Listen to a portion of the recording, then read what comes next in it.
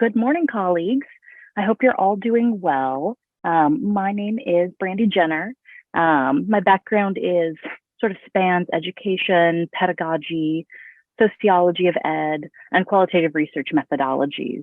And today I'm going to be speaking about creating learning tasks that lead to high-level learning. And with your help, think a little bit through what that means for our taxonomies of learning. You're probably looking to me as expert, but I want to say right up front that I'm as new to this as you are in terms of ChatGPT taking the world by storm, right? So I hope that you'll help me think through the issues that I'll be bringing up today.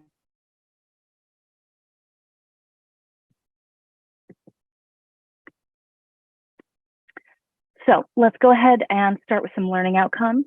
After this presentation, you should be able to differentiate between the sort of levels of Bloom's taxonomy at the very top: creation, evaluation, and synthesis. And we'll dig into those. We'll dork out about those. We'll get in a little bit deep and talk about what those mean, what those look like, and how those differ from each other, particularly in the light of Gen AI. We'll be thinking critically about how generative AI is changing the landscape of learning and how we can help create meaningful learning experiences for our students. And finally, we'll sort of create tasks and questions which require human discernment. That's a term of art that I'm going to be using a little bit today, in addition to AI use. So that's kind of the terrain that we hope to cover. I'm also planning on leaving a bit of time for questions. All of this is new, and I've attended so many presentations that touch on AI recently, and everyone has 1,000 questions, just as I do. So I hope to leave a little bit of time for those. So first, we'll talk about some Gen AI basics, just to make sure that we're all on the same page. Then we'll dig into the top of Bloom's triangle, the top of that taxonomy. We'll go into what I talk about as human discernment. And then at the end, I'm hoping for a synthesis activity. I'm hoping we can make this a bit more interactive throughout as well, but largely at the end. So stay with me and let's put our brains together. So let me talk about some generative AI basics first. So when you think about generative AI, we're talking about things like Google AI, Bing AI, ChatGPT, DALL-E, image generators, and various AI aggregators. And more of these are popping up all the time. You may see sort of bots, as we're calling them, built on different AI. I've built a couple of bots myself. Highly recommend it. It's a really interesting process to go through, to think about how you're prompting the AI and then sort of iterate on that. I've gotten some colleagues' feedback on the bots and just sort of think about how people are going to be interacting with these things. Because, I only have my perspective. And so if I give it to other folks, I can get multiple perspectives on this. So highly recommend it. If you haven't played around with it, it's really easy to sort of go and ask some questions, create a bot, really check it out, dig into it. I've talked with some folks who really recommend that you spend, at least 10 hours to get an introduction, to sort of really discern how the AI is approaching tasks, what it's drawing from, the types of corrections it needs, the types of solutions it proposes, to really sort of get familiar with the technology. So if you haven't done that, I would definitely go ahead and think about that. So what can AI do? What is it really good at? So what I've done here is I've scraped a little bit of data from AI's makers and marketers. So I've got a few slides around tasks that its makers and marketers recommend that you as a consumer use AI to do. And this is, of course, what's also being recommended to our students. So Google AI says that it can be used to brainstorm creative ideas, get help writing various things. They suggest a prequel to your favorite movie, ask questions you didn't think could be answered, get an extra boost of help, ask for suggestions, identifying things, searching for information, and of course, shopping. Bing's AI says that it can be used to ask questions like, what's happening today in the news? What are some good gift ideas? Compare X and X, particularly products. Obviously, shopping is emphasized by the makers, and I'm sure that we and our students use it for that as well, but I think you can see how it moves toward education. Provide a 4-day workout plan, provide a summary of an article with the article link. What are the best dog breeds for families? Something that, of course, it's scraping the internet for knowledge about rather than sort of making reasoning and a case about what it would think. What meals can I make with X ingredients? I've actually used it for this very purpose and it works pretty well. Give me a 5-day meal plan. Now, solving some mathematics is a little bit dicey. I've talked with some of my quant instructors. I'm working in instructional design right now at a business school. And so we have economists and data folks who are really concerned and looking about this. And so some of them have found that actually a lot of the AI isn't great at math. For example, I watched a really interesting demonstration where an instructor asked the AI to write a piece of poetry, to write a poem, and then he asked the AI to count the words in the poem. And what we saw on the screen, because this was a live demo as it was coming out, is we saw the AI writing code for itself to be able to count the words that it had just created. It was wild and fascinating. So even something so simple could actually be a relatively complex task. So I highly encourage you to play around with that. I love this one next. Explain the laws of physics to a first grader. I think that's exactly the kind of thing that we ask in our tasks to students, right? Explain this to a lay audience, something of that nature. Okay. So what does Forbes say we can do with AI? Generate ideas and brainstorm, get recommendations, understand complicated topics, bring in a writing assistant, summarize the latest research, translate, get assistance with code, create multiple choice questions. You see there's a lot for both us and our students that Forbes is really trying to market, which is very interesting, I think.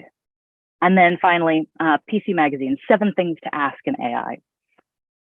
First, we have basic questions, then explain complicated topics, write resumes and cover letters, which is, again, something that we ask our students to do, particularly in business schools, right? To summarize articles, I think we ask that across the disciplines. Generate a recipe, write an email. I know some of my colleagues are doing this, and solve math equations. Again, I think math is a little bit dicey. Sometimes computers are really great at calculations, but there are some sort of mathematics related tasks that computers are really, really terrible at. So that's a bit of a précis of what the makers and marketers of AI are telling us and promising us that AI can do and can help us and our students with. So with that, let's get a little bit interactive. How are you currently using Gen AI? You should be able to use your phone to scan the Mentimeter code here. We can see that the code numbers are at the top of the screen. So as I mentioned, right now, I'm in a role where I both teach and support faculty instructors. So I teach my own class and I use it for AI for class prep, but I'm supporting faculty instructors across business disciplines who are also interested and worried about AI. So I use AI with my students as well as to prepare some of my course materials. I encourage the instructors I support to do the same. But right now I've noticed that a lot of faculty are concerned with student use of AI, and that's that may be hampering their ability to sort of use it productively, is a trend that I've noticed. So really the concern is how to create deep learning experiences for students that go beyond basic tasks that can now be done with ChatGPT. So how do we create the tasks that students need to go beyond Gen AI to achieve, right? So I'm going to stop there. Okay, so let's go ahead and see. So the question here is, how are you using Gen AI? We've got that word cloud coming. You should be able to see the code a little bit bigger, as well as the QR code a little bit bigger. So I see a lot of things coming up, everything from we are not allowed. That's quite interesting. So perhaps you're not allowed to use it for even your own teaching materials. I assume you may use it personally.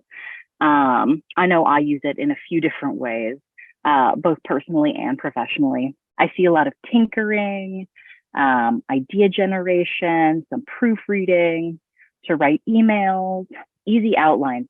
Yeah, the outlining is great. One thing that I use Gen AI for, and I recommend to my colleagues, is I'm one of those writers who really prefers editing to generating, that first page. I look at that blank page and, I'll procrastinate it sometimes. And so sometimes the AI is really helpful to get that first page, to get a little bit of outline, to get, a paragraph.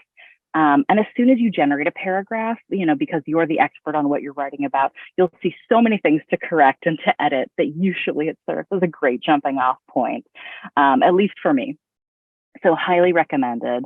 Awesome. Get examples for a stats class. Awesome. That's wonderful.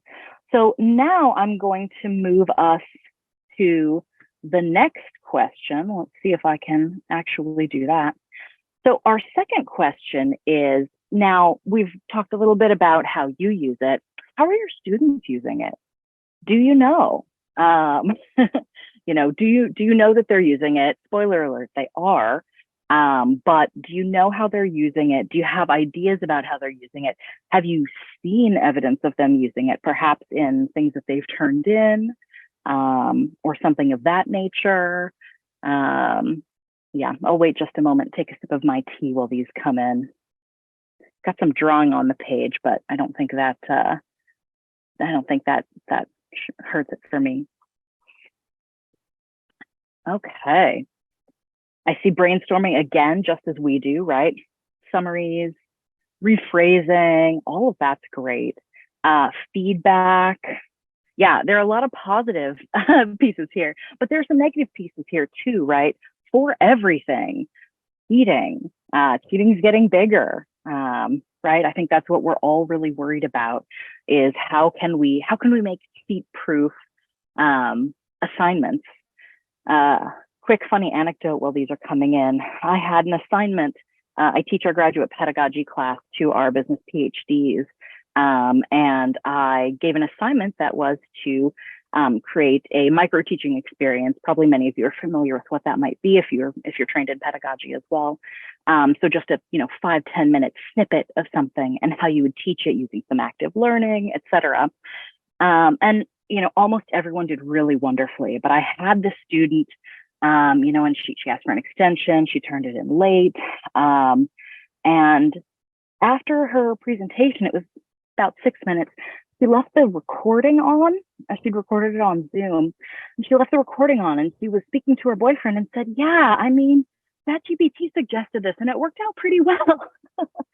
So it was an interesting experience to sort of get her thoughts about how this assignment had gone. Now, I didn't say they couldn't do it.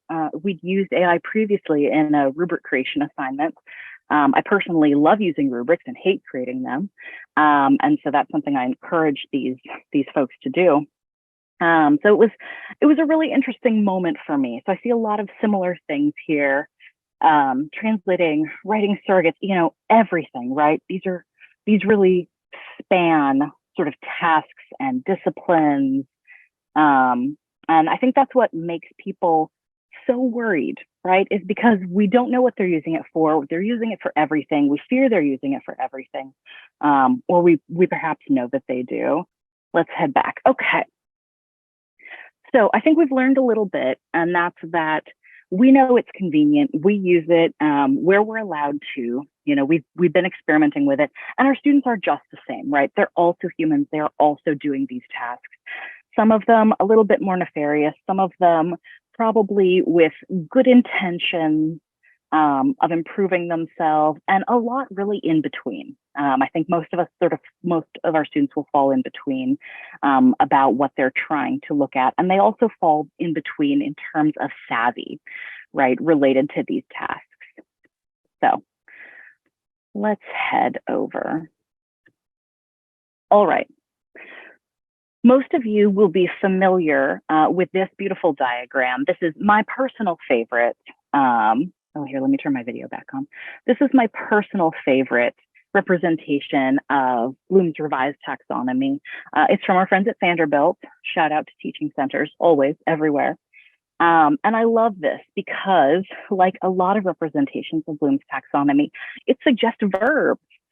So when we're writing those pesky, student learning outcomes, right, we look to our Blooms and we say, yes, let's look at what level we're asking students to perform at. Let's try and move it up that taxonomy. But I think that has been complicated in this new era. As soon as, it was probably spring, just a little bit after ChatGPT was released, I started looking at the top of Bloom's taxonomy and I started thinking, create. Okay.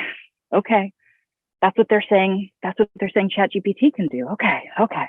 And I think that a lot of us felt really similarly. So that's kind of what we're going to dig into. So we can look here and see Bloom's original taxonomy and then revised Bloom's. There are a couple of changes. The original Bloom's is from 1956. It sort of began with the cognitive domain. There's also an affective domain that was later added with Bloom and some of the students. The revised taxonomy was released in 2001 by a student of Bloom's, right? So this revision really gave us some changes in emphasis for the taxonomy, as well as changes in terminology and changes in structure. I am a pedagogy nerd, so I've of course dug into both of the books for the original taxonomy and revised. And I think it's quite interesting to sort of read around the thought process during the revision. I encourage you to do that if you're a Bloom's nerd like I am. The revision really substantially emphasized the subcategories of each of the major categories. So each of the taxonomy levels has some subcategories, and the knowledge subcategories were renamed and reorganized. Subcategories of the cognitive processes were also replaced by verbs. So you can see at the bottom, it went from knowledge to remember, right? And this really sort of gives motion, right, to what do students need to do. They don't need to knowledge, right? They need to remember. And so it makes it easier for us to use. It really planes the emphasis onto that doing, thereby making it even more student-centered, right? So noun and verb components of objectives became dimensions.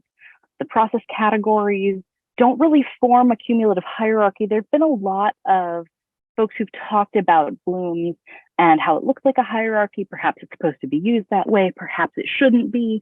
Perhaps it has to be. It's foundationally so. Perhaps it's a disservice to our students to think of it as a hierarchy. I think all of that's really valid. I am slightly less interested in whether it's supposed to be a hierarchy or not, but I am curious about this top of the pyramid and what that sort of says about what we're thinking about student tasks. So for my money, the most important change is that we go from evaluation at the top and synthesis being the second level to creation at the top, which we'll talk about really soon, is really born out of that synthesis category. And then evaluation or evaluate as being that second category. So I think that's something that we're going to really dig into a little bit. I'm seeing chat in the comments too. Yeah, exactly. Okay, so that's kind of what we're going to get to next. What we're going to get to next is what is the difference between these? What are the sort of technical differences in these terms of art, right? All of these words, evaluation, synthesis, creation, have a really specific meaning for those of us who work in pedagogy, for those of us who are educators. And so I think that for some of us, it can be, especially if we start out, or especially if we're faculty and we're not trained in pedagogy, it can be a little bit simple to sort of just think about what these words say on the surface and not really dig into what the intent behind them is. So this is the place where we're going to dig in a little bit. So with that said, what is evaluation? Bloom defines evaluation as judgments about the value of material and methods for given purposes, both quantitative and qualitative, use of a standard of appraisal, the tasks associated with evaluation or judgment in terms of internal evidence, and judgment in terms of external criteria. So you can see a lot of different things about evaluation. It could be your internal evidence, it could be external criteria. It really is the types of tasks that come to mind when you think of evaluation. I think this is the simpler of the three terms. Primarily related to judgment, appraising, questioning, defending, supporting, weighing arguments, etc. Right? However, as Bloom's taxonomy has been revised, the focus has shifted away from evaluation to creation. Though, a little bit of a spoiler, I'll argue that in the generative AI area, a revisiting of evaluation as the top of the taxonomy might prove fruitful. Just going to tip my hand a little bit and tell you, won't make you wait for it. Okay. So evaluation is kind of the simple one. Synthesis and creation are really where I dug in to the taxonomy and the works around it, right? So what is synthesis? So from Bloom's original taxonomy, synthesis is the putting together of parts to form a whole, right? It involves the process of working with pieces, parts, elements, and arranging and then combining them in such a way as to constitute a pattern or structure that was not clearly there before. I'm going to pause and let you meditate on that for a moment. Combining of pieces, parts, elements, and arranging them so as to constitute a pattern or structure that was not clearly there before. Synthesis. Bloom suggests a number of tasks related to synthesis. Production of a unique communication, production of a plan, derivation of a set of abstract relations. So there are a few things that you can probably relate to in your disciplines that are clearly synthesis tasks. I think for me, a classic synthesis task would be a literature review or a meta-analysis, right? You're clearly looking into something that exists, but you're hoping to glean something new from it. You're looking to take existing studies and their findings and their methods, et cetera, and you're hoping to get new information out of that. You're hoping to find a pattern. You're looking at a literature review. You're standing on the shoulders of giants to make your own argument, right? For me, a classic synthesis task. In Latin, synthesis is more like composing, taking existing sounds, creating something new by mixing them in a new way. Unfortunately, generative AI seems to be particularly good at synthesis tasks. So what I've begun doing when I ask for synthesis tasks, which I do fairly regularly, I think it's a pretty high level task that I enjoy having students do. I think it's easier than creating something totally novel, particularly if you're teaching undergrads rather than grad students. For my synthesis tasks, I've begun asking either really highly scaffolding the task, such that different specific pieces are due at a different time, revisions part of the process, sort of really documenting each stage. Obviously, well, maybe not obviously. So in a literature review, it's particularly important to maybe ask things like citation indexes or DOI numbers to make sure that the piece of literature cited actually exists. The AI, especially ChatGPT 3.5, is particularly well known for hallucinating, as they call it, citations. So making something creating a citation that sounds like it should be real, but it just absolutely isn't. It's a piece that hasn't been written. It's not a real citation. So that's something to be careful of if I'm asking for a literature review these days. I may ask for pieces that cite that. I may ask for some information about impact index, I may ask for a little bit of information now to sort of make sure that it is actual, factual, real, and that my students have checked on this before they submit it to me.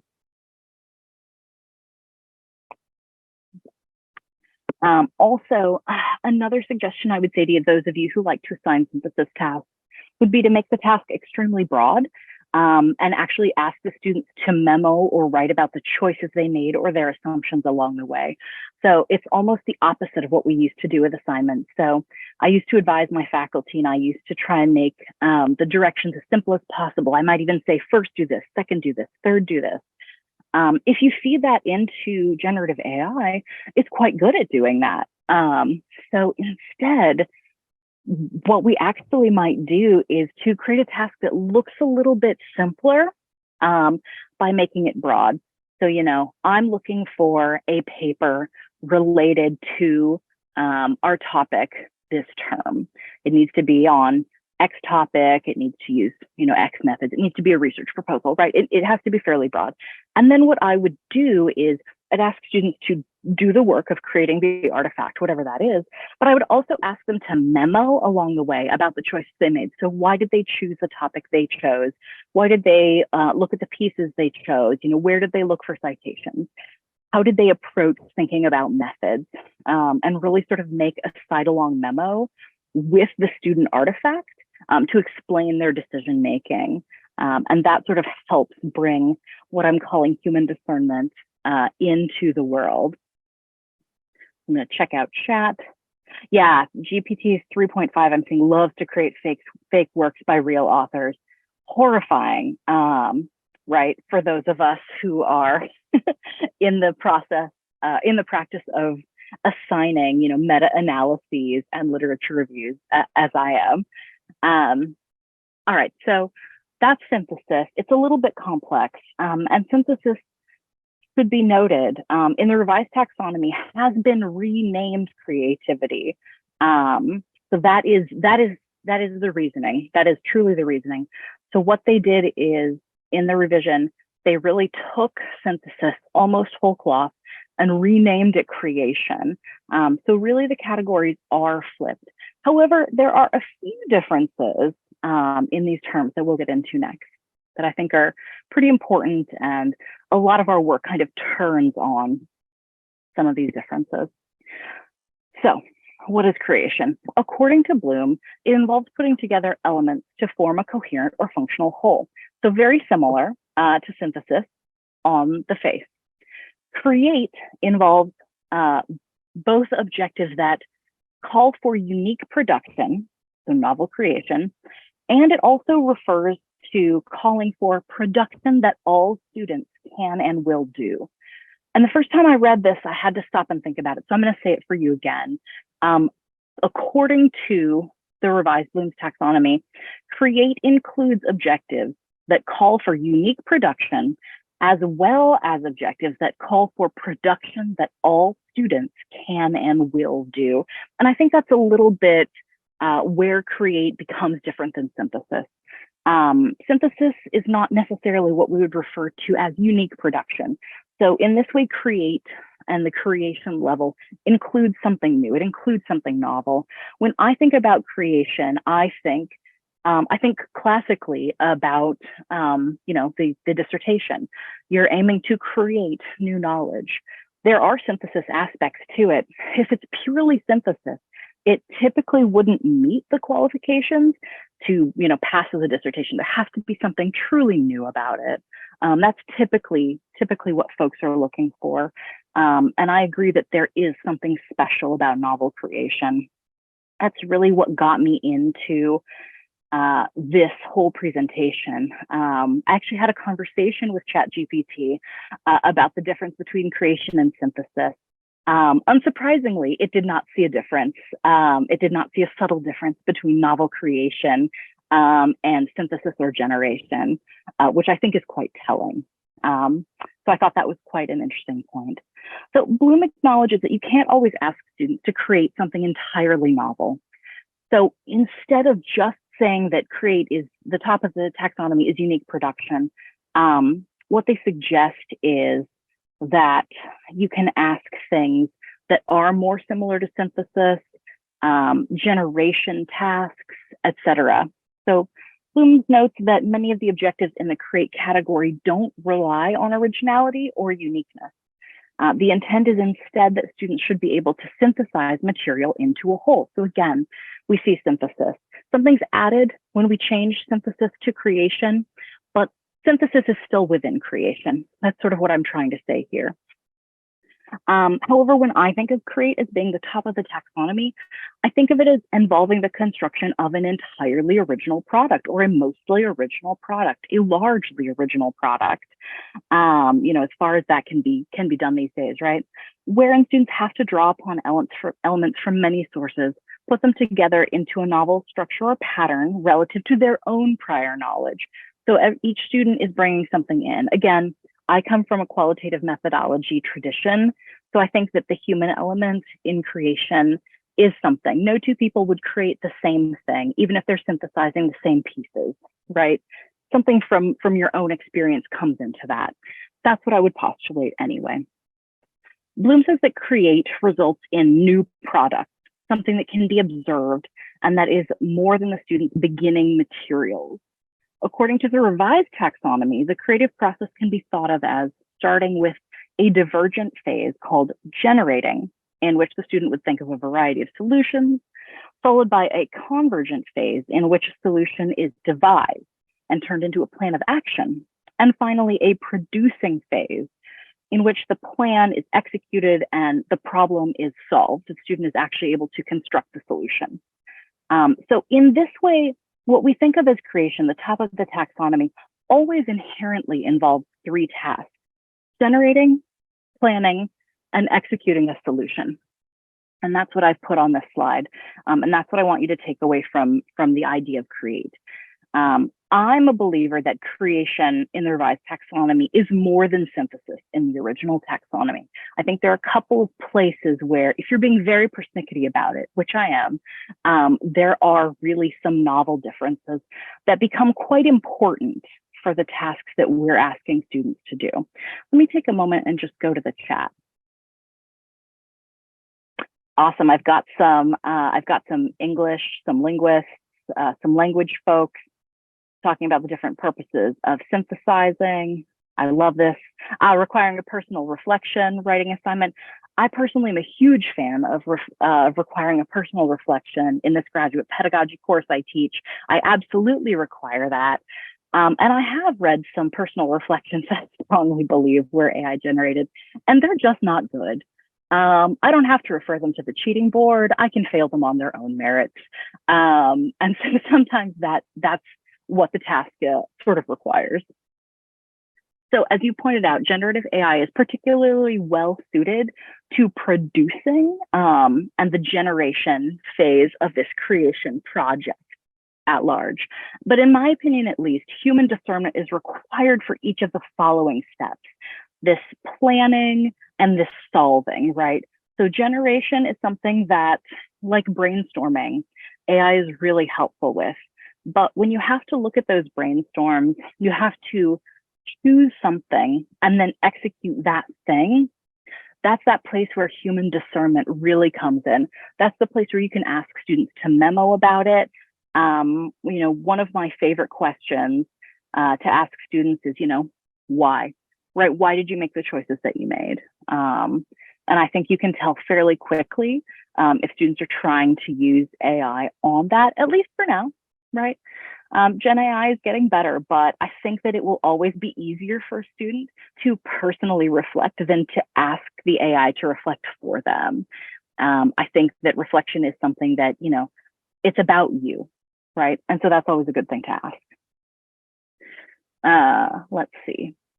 So as generation becomes quicker and easier with the help of technology, this means we really have to re-examine things. We have to think about what is important for our students to be able to do at the end of our time with this. So I'm currently at a business school. I am at UCLA Anderson School of Management. So I'm going to quote a couple of business folks as I go forward.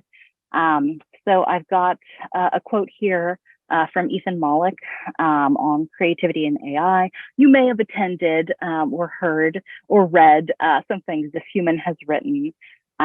He is really interested in talking about what AI can do and what we can ask students to do now that they have resources like GPT 3.5 and GPT 4. So what he says is, to be clear, there's no one definition of creativity. Researchers, however, have developed a number of flawed tests that are widely used to measure the ability of humans to come up with diverse and meaningful ideas. The fact that these tests were flawed wasn't a big deal until suddenly AIs were able to pass all of them. Now he says GPT-4 beats 91% of humans on the variation of alternative uses test for creativity and exceeds 99% of people on the Torrance test of creative thinking. So this is not cause for alarm. I don't think any is cause for alarm, but this is cause for curiosity. Based on recent research with AI, what he shows us is that AI can generate creative ideas in real life, practical situations. It can also help people generate better ideas. This is the important part that we'll delve into next. The ideas that AI generates are better than what most people come up with in a business context. So this typically will mean more feasible or something of that nature. But at least for now, very creative people always will beat the AI. So it's better than average, but it's not better than the best. I think that's probably true of things like self-driving cars and the rest as well. So that's one thing to put in your cap and think about it. There's more underlying similarity in the ideas that the current generation of AIs produce than among ideas generated by a large number of humans. So if you're aggregating the ideas that AI generation creates, and you're aggregating the ideas that human generation creates, the AI generated ideas will be more similar to each other, and the human created ideas will be more different, more novel, which tells me that I'm on the right track with creation. There's something novel. There's something about discernment. There's something about the things that we can dream up that, at least for now, is special. And that can be what we're trying to harness when we ask students to do creation tasks.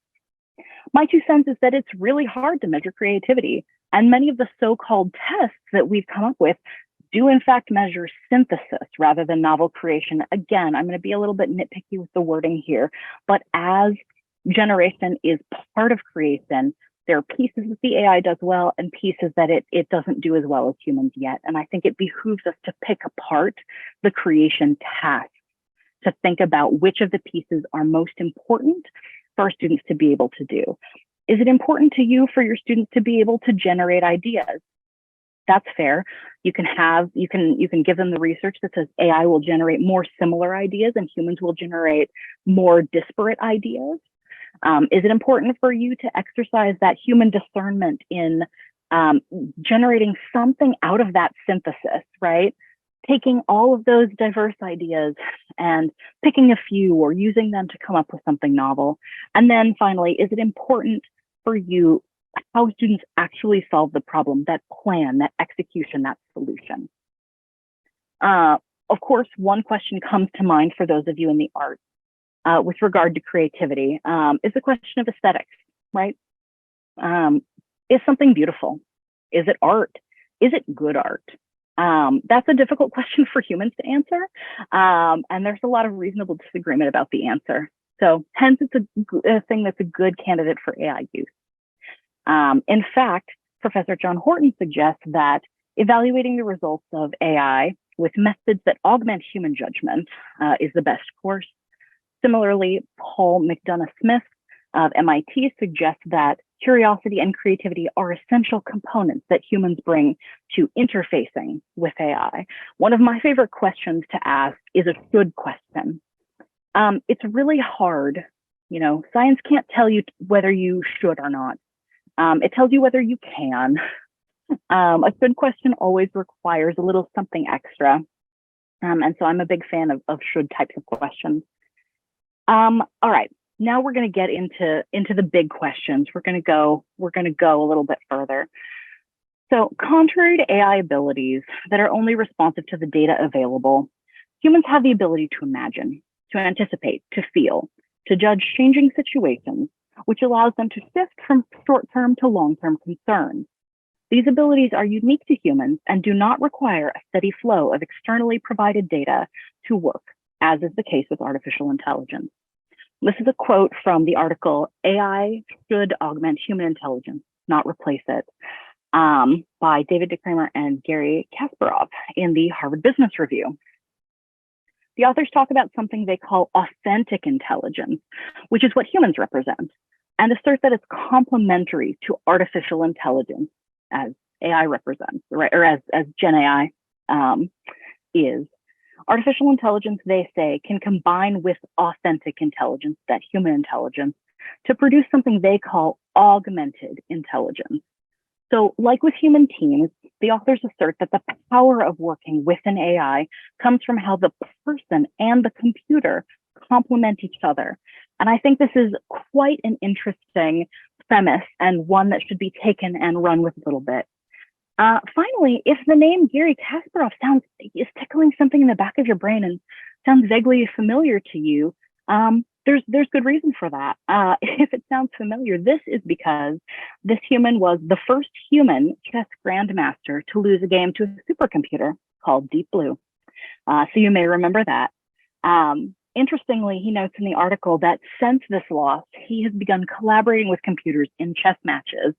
And I've read some accounts of chess matches where teams are allowed as combatants, as players. You can have human teams, human AI teams, and sort of going with that. I encourage you to read a little bit more about that. I think it's quite fascinating. Essentially, what he suggests is that the best AI and the best human still need an extra quotient to get the best results. And that quotient is sort of how they work together, how the human manages the AI. That it's not just the biggest supercomputer and the biggest human brain paired together will always achieve the best results. There's a je ne sais quoi, there's a quotient, there's something extra. So I highly encourage you to think about that, to share it with your students. People who are quite in the know about this still suggest that even the most, facile, the most skilled human and the most skilled supercomputer together, there needs to be something else. There was a famous chess match after where Kasparov and a supercomputer went against another chess grandmaster and a supercomputer. And Kasparov had beaten this person in chess before. And when they both used supercomputers, they tied, which I think is quite interesting. So it tells us there's something there. There's something there. It's not simply the power, the power of both together. All right. And that brings us back to Bloom's taxonomy. Those of you who've been following along, I think you can see some of the implications. But for me, it's really about, how do we get students to work with AI in a way that results in augmented intelligence rather than simply AI or frankly, simply human intelligence. I think that in the future, particularly in business, a lot of our professors are talking now about how AI is going to be vital in job situations. And so there's a lot of concern about having, not having students cheat with AI in the classroom, but having them be able to have facility with AI for when they get out and do whatever jobs they do, right? That's going to be a necessary skill. So I think that that's something that we can think of in all the disciplines as well. I postulate that we need to create tasks that require human discernment to force that partnership, particularly in educative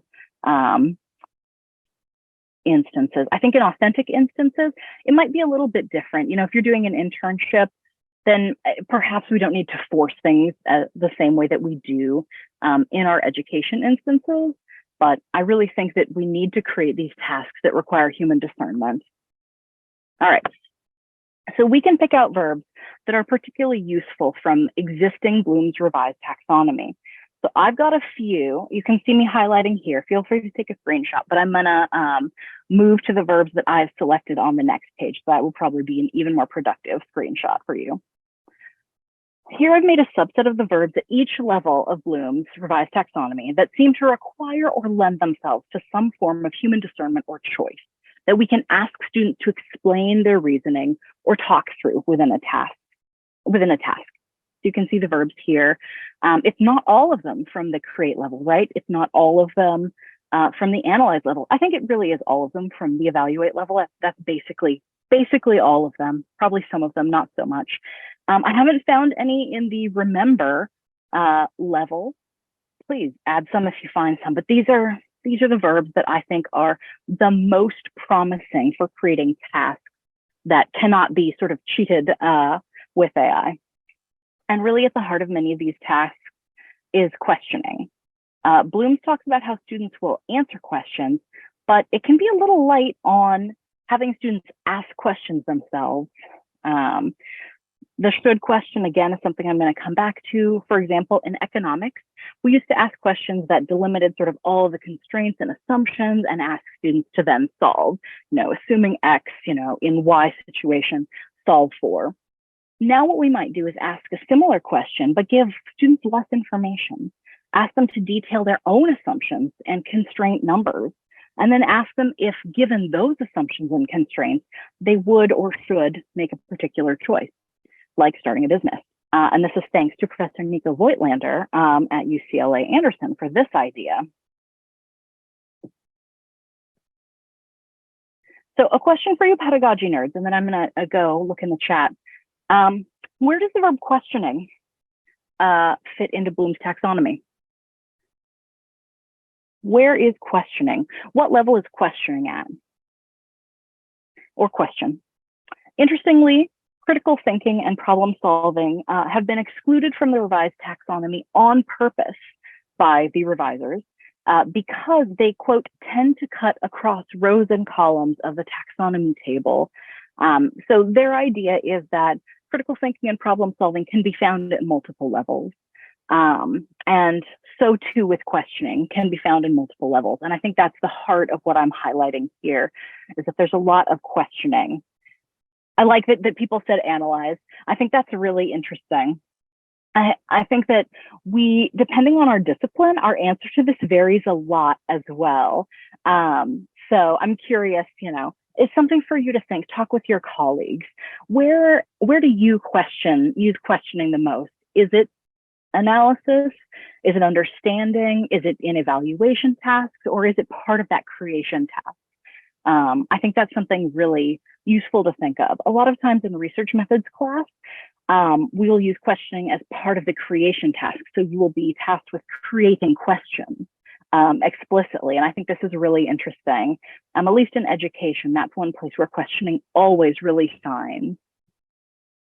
I've got a few other people who are talking about questioning. I'm not going to go through these, point by point, but again, here, when we're looking at Barbara Gross Davis's tools for teaching, again, the lower levels of knowledge skills and comprehension skills are less useful to us in this new era of education, but the application, analysis, synthesis, and evaluation sample questions that she gives can really act as productive starting points, although they still may be need to be altered to bring in additional discernment.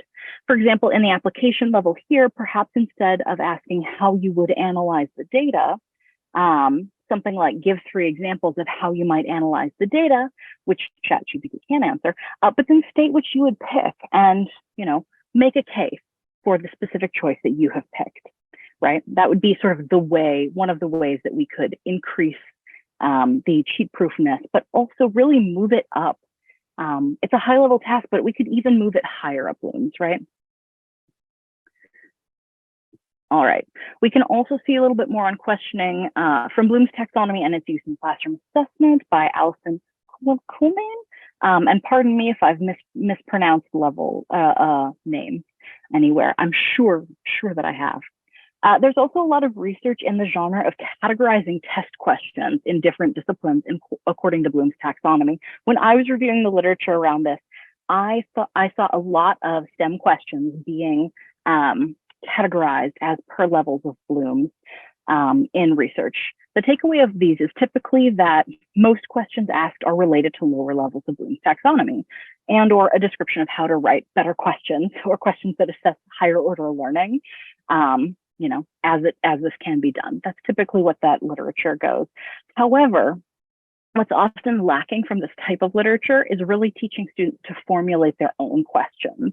Instead, emphasis is placed on educators creating the right questions that students can answer in order to get to a higher level of learning experience.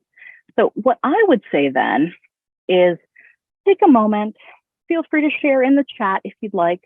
If you think you have a great learning outcome that you'd love to share with folks that takes advantage of some of these highlighted verbs, or is something that is a little ChatGPT proof, I'd love for us to share them with our colleagues now. I think that another interesting question is, are there verbs that should be added? And so for that, I'm going to take us to the next slide. So can you think of learning outcomes that you love that use these? And can you think of verbs that should be added? I have aggregated a lot of Bloom's representations, verb lists, etc., to sort of come up with some of these verbs for tasks that I would suggest are a little bit harder for ChatGPT to do, or require at least that touch of human discernment.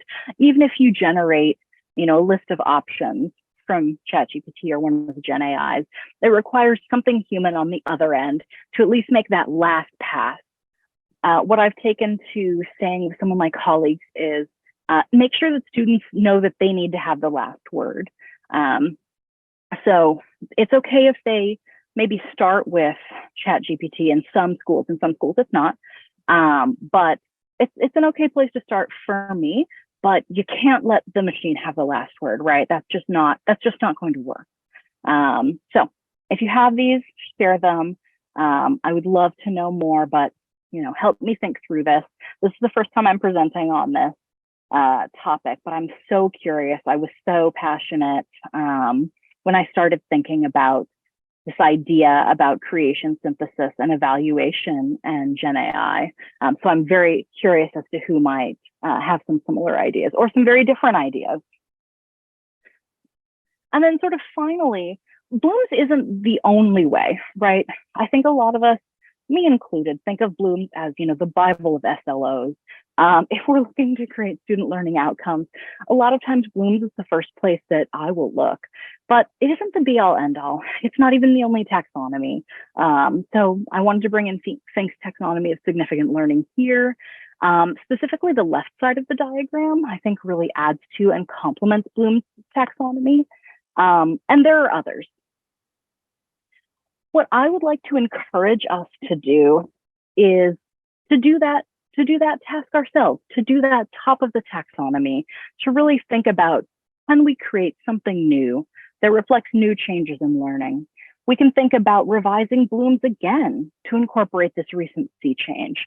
I'm curious, do folks think it's time for another revision? Do folks think it still holds up? I myself, I'm undecided, but not because I don't have strong feelings either way, because I have very strong feelings both ways. And this presentation was really created because I wanted to both look back at the original taxonomy as well as imagine beyond it into the future. So my call to you is, let's take our authentic intelligence and see if we can't come up with a learning taxonomy for ourselves, at least, maybe for our institutions, for our disciplines, that results in learners accomplishing tasks with augmented intelligence. So with that, I'm going to head to my takeaways and then I'll look into the chat. So AI is good at a lot of things that look like the highest level of Bloom's taxonomy, but the best pairing requires augmented intelligence. That is partnership between authentic human intelligence and artificial intelligence. And at that create level, I think that's where partnership is seen the most easily in those three tasks: generate, plan, and solve.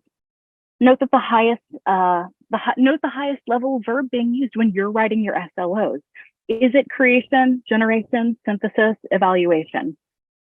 Check yourself, check your colleagues, see if this is what you mean to ask of students. Is this the task? And if it's not, what's beyond that task or what underlies that task? And focus on adding more human discernment to the task. In my view, that's typically the answer. And consider adding in things related to the human dimension. Take them from Fink. hearing, learning how to learn, and think about other models. For example, Kirkpatrick's training model, and think about changed behavior, appraisal of results. We can look to other heuristics to see what we might want to incorporate to really make learning meaningful for students. Remember, we can build learning outcomes and assignments differently to achieve higher levels of learning for our students. All right, so now I'll head into the chat.